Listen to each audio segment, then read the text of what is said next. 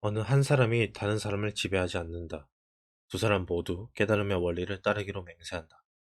그 상황에서는 한 사람이 상대방이 원하는 대로 행동할 필요가 없다. 대신에 둘 다 가장 바람직한 미래를 지향하기로 하고 진실만을 말하는 것이 흔들리지 않고 앞으로 나아가는 최고의 길이라는 점에 동의한다. 그 방향과 진실성에 기반해 언어적, 비언어적 대화가 이루어지고 당사자들이 그 결과를 충실히 이행한다면 변화가 일어난다. 이 높은 원리에 자발적으로 복종할수록 결속력과 회복력이 높아진다. 당신이 이제 막 그런 의식에 참여했다고 상상해보자. 당신의 참여는 무엇을 의미할까? 방금 행동으로 나타낸 그 생각을 믿는다는 뜻인가? 한때 한 몸이었다가 분리된 남녀가 다시 결합체를 이루어야 한다고? 당신은 그 생각을 합리적이고 기계론적으로 믿는 대신 극적이고 시적이고 은유적으로 믿을 수 있으며 그 믿음을 통해 심오한 진실에 이를 수 있다. 당신은 영혼의 단짝을 찾고자 하는가? 이 말은 누가 봐도 낭만적 수사지만 이런 표현이 존재하는 데는 이유가 있다. 아마 당신은 데이트를 할 때 로맨스 영화를 보러 갈 것이다. 그런 영화에서는 남녀 주인공이 영혼의 단짝을 찾는다. 그리고 운이 좋다면 영화를 보는 동안 당신은 무렴 내 곁에 앉아있는 이 사람이 내겐 영혼의 단짝이지 라고 생각할 것이다. 당신의 데이트 상대도 그걸 바라고 있다면 금상첨화다. 하지만 현실 세계에서는 이뤄지기 힘든 너무 큰 바람일 수도 있다. 그럼에도 당신의 낭만적인 부분은 영혼의 단짝을 갈망한다. 인간은 본성상 낭만적인 결합을 통해 완전한 삶을 이루기를 자연스럽게 갈망한다. 그러지 않으면 무언가를 놓치고 있다는 느낌에 사로잡힌다. 당신이 실제로 무언가를 놓치고 있다는 것은 느낌만이 아니라 사실이다. 그렇지 않다면 섹스는 진화하지 않았을 테니 말이다. 최초의 번식은 세포 분열에서 시작되었다. 하지만 현재의 몸을 단순히 복제하는 것보다 서로 다른 두 생물이 몸을 합쳐 새로운 개체를 탄생시키는 것이 결함을 제거하는 데 더 유리했다. 우리를 빚어내는 생물학적 과정은 바로 이 진화적 진실의 기초에 발달했다. 우리에게는 인간의 특이성, 인간의 맹점, 인간의 편향이 있다. 그중 일부는 은밀하다. 어떤 것은 당신의 독특한 재능과 불가분의 관계가 있으며 그에 따른 불이익을 감수하지 않으면 이익을 얻을 수 없다. 당신은 특별한 속성을 가진 특수한 개인이다. 그런 당신이 혼자라면 불가피하게 한쪽으로 치우친다. 이는 최선의 모습과는 거리가 멀다. 오늘날 미성숙하고 순진한 많은 사람이 결혼 제도에 냉소적이지만 이 제도에는 사람들이 깨닫지 못한 유용한 측면이 있다. 결혼은 일종의 서약이다. 나랑 신부는 남들 앞에서 신랑 신부는 남들 앞에서 한 목소리로 이렇게 선언한다. 나는 아플 때나 건강할 때나 가난할 때나 부유할 때나 당신을 떠나지 않겠습니다. 그리고 당신도 나를 떠나지 않을 겁니다. 이는 사실상 다음과 같이 위협하는 말이다. 우리는 어떤 일이 있어도 상대방을 제거하지 않겠습니다. 결혼은 뚜껑이 덮인 쌀통에 갇힌 성난 고양이 두 마리처럼 서로에게 구속되어 있는 것과 같다. 원칙상 탈출은 불가능하다. 그러니 이런 생각을 하는 것도 당연하다. 맙소사, 정말 소름 끼치는 가능성인걸?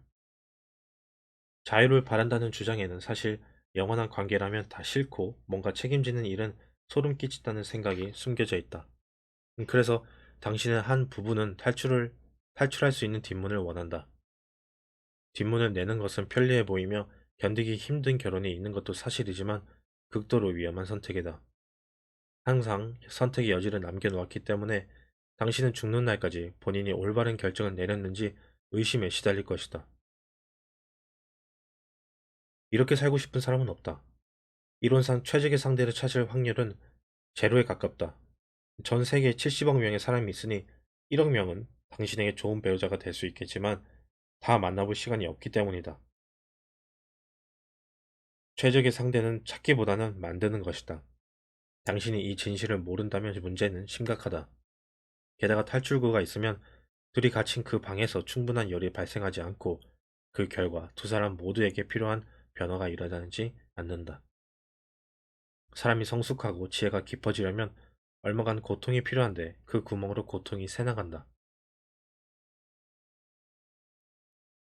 당신들은 서로 다른 사람이기 때문에 잘 지내지 못하는 게 당연하다. 한쪽이 지배를 묵인하면 적어도 당분간은 수월하게 지낼지 모르나 나중에 복수하려 들 것이다. 당신 둘만 유독 힘든 것이 아니다. 사실 모든 사람이 다 다르기 때문에 다른 사람과 결혼했어도 마찬가지다. 한 걸음 더 나아가 당신들은 결점투성이다. 이게 다가 아니다. 제 아무리 선의와 덕성으로 무장한 사람이라 해도 결혼 생활에 갇혀 있으면 지루하게 반복되는 하루하루가 비극적이고 끔찍하게 느껴진다. 인생에는 믿기 어려울 만큼 힘든 순간이 반드시 찾아온다. 그래서 인생은 참으로 고단하다. 어떤 때는 정신을 차리고 멋지게 이겨낸다 해도 잔인한 순간은 거듭 찾아오며 순간으로 끝나지 않기도 한다. 두 사람이 함께라면 인생이 더 나을 수 있지만 둘이 있어도 힘든 순간은 여지없이 찾아온다. 따라서 부부는 이렇게 힘든 인생을 함께 헤쳐나가기 위해 서로의 차이를 극복하고 진정한 동의, 진실한 합의를 만들어 가야 한다. 선의를 갖고 끊임없이 협상하면서 평화롭고 생산적으로 지내야 한다. 만일 그러지 못한다면 앞으로 60년 동안 서로의 목을 조일 것이다. 나는 임상심리학자로 일하는 동안 그런 상황에 놓인 가족을 숱하게 봤다.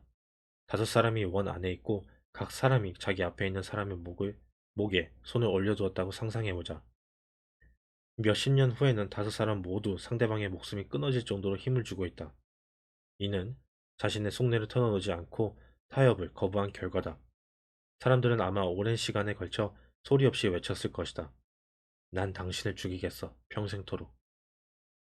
아마 당신은 가족 중 서서히 숨통을 조이고 싶은 사람이 있을지 모른다.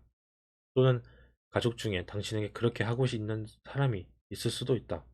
아닐 수도 있고 제발 아니길 바라지만 충분히 흔한 일이다. 당신이 배우자와 타협하지 않을 때 당신이 처할 상황이다.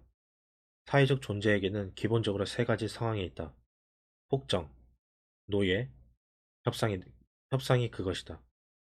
폭정은 지배당하는 사람에게 분명히 안 좋지만 폭군에게도 좋지 않다. 폭군에게는 왕으로서의 고상함은 없고 냉소, 잔인성, 무절제한 분노와 충동만 있기 때문이다. 노예는 비참하고 불행하고 원통하다. 노예는 손에 넣을 수 있는 모든 수단을 동원하여 폭군에게 복수하려 하고 폭군은 온갖 저주와 상해에 시달리는 신세가 된다. 상대방에게 방망이를 휘둘러서 최선을 끌어내기는 쉽지 않다.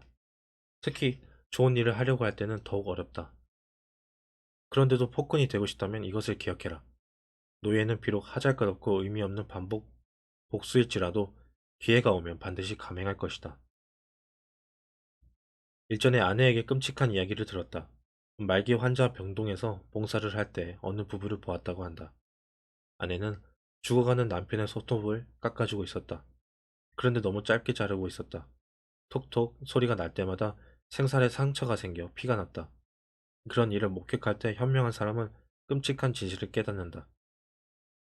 저기서 무슨 일이 벌어지고 있는지 정확히 알 것 같아. 그것은 바로 부정직하고 잔인한 관계의 마지막 단계다. 이 끔찍한 진실은 미묘해서 살인처럼 소란스럽게 드러나지 않는다. 죽어가는 남편과 어떤 이유에서인지는 몰라도 그의 죽음을 조금 더 비참하게 만들기로 작정한 아내, 그리고 그들을 바라보는 목격자를 제외하고는 아무도 모른다. 이런 상황은 바람직한 결과가 아니다. 누구도 그런 상황 또는 조금이라도 그와 비슷한 상황에 이르기를 바라지 않는다. 우리는 협상을 원한다. 그렇다면 우리가 그토록 절박하게 협상에 임하려는 이유는 과연 무엇일까? 이 문제는 낭만적인 결혼 생활을 원한다면 반드시 풀어야 할 수수께끼 중 하나다.